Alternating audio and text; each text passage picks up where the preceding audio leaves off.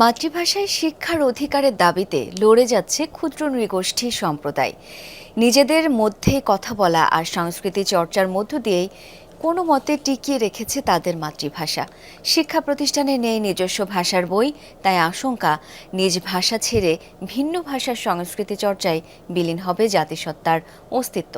তাই নিজস্ব ভাষায় পাঠ্যপুস্তক প্রণয়নের দাবি জানিয়ে জেলা প্রশাসকের মাধ্যমে প্রধানমন্ত্রীর কাছে স্মারকলিপি প্রদান করেছেন তারা।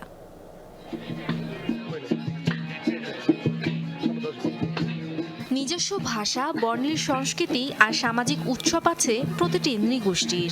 স্বতন্ত্র সংস্কৃতির অন্যতম বাহক সমতলের বিভিন্ন সম্প্রদায়। গারো, কোচ সহ কয়েকটি ক্ষুদ্র জাতিসত্তার বাস শেরপুরের সীমান্তবর্তী এলাকায়। প্রতিটি গোষ্ঠীর নিজস্ব ভাষা আছে, কিন্তু নেই মায়ের ভাষায় শিক্ষা লাভ করার কোনো সুযোগ। হরফ থাকলেও অভাব পাঠ্যপুস্তকের।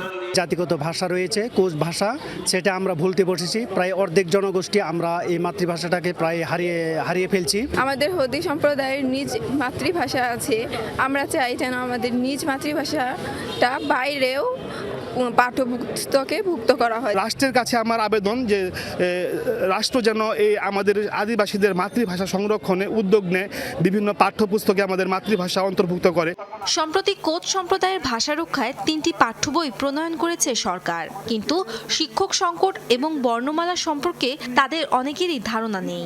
নিজস্ব মাতৃভাষা সংরক্ষণ, পাঠ্যপুস্তকে প্রণয়ন সহ বিভিন্ন দাবিতে তাই কর্মসূচি পালন করেছে নৃগোষ্ঠীর শিক্ষার্থী ও নেতারা। বিদ্যালয়ে আমাদের রাষ্ট্রীয় ভাষার পড়াশোনা করতে করতে আমরা আমাদের নিজেদের ভাষা ভুলে গেছি। আমরা চাই যে আমাদের ভাষাকে আমরা আবার প্রকাশ করার জন্য পাঠ্যপুস্তক প্রণয়ন হলেও শেরপুর জেলায় এর বাস্তবায়ন আমরা লক্ষ্য করছি না। আদিবাসী জনগোষ্ঠীর ভাষা ধরে রাখবার জন্য যেমন পাঠ্যপুস্তক এবং ভাষা শিক্ষক প্রয়োজন, নইলে ভাষা এবং সংস্কৃতি টিকে রাখা যাবে না। শিক্ষা প্রতিষ্ঠানে ক্ষুদ্র জাতিসত্তার ভাষা নিয়ে পাঠ্যপুস্তক সহ শিক্ষক নিয়োগের কাজ চলছে বলে জানিয়েছেন জেলা শিক্ষা কর্মকর্তা।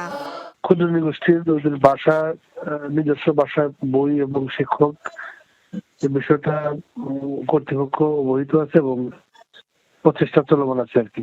শেরপুরে 5টি উপজেলার সীমান্তবর্তী গ্রামে গারো, হাজং, কোচ সহ 60টি ক্ষুদ্র নৃগোষ্ঠীর প্রায় 50,000 মানুষের বসবাস।